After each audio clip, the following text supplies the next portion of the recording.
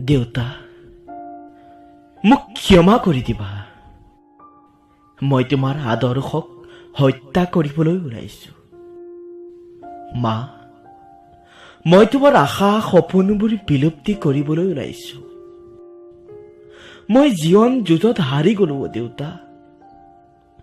উশাহ যেন ছুটি হৈ আহিছে হৃদয়খন উকা হৈ পৰিছে এছেৰেঙা ৰদালিৰ তৃপ্তি নোহোৱা হৈছে এতিয়া মাথো নিয়তিৰ আলহী হবলৈ লৈছো মায়া মোহে যেন টনা আজোৰা কৰিছে নিশব্দ চিঞৰত বুকুখন চাট মাৰি ধৰিছে দেউতা মোৰ হৃদয়ত বাজি থকা বিষাদৰ মাদলৰ শব্দৰ লগত কোনো শব্দৰ তুলনা কৰিব নোৱাৰো মা মোৰ জীৱনৰ বিচিত্ৰ ৰংগমঞ্চখনৰ অভিনয়বোৰ অন্যতম ব্যতিক্ৰমী আছিল চাগে হয়তো পুত্ৰৰ মুখাগ্নি কৰিবলৈ তোমাৰ চাগে হাতখন কঁপি উঠিব ন দেউতা কিন্তু তুমি দুখ নকৰিবা দেউতা আমিবোৰ পৃথিৱীৰ মায়াবী আলহীহে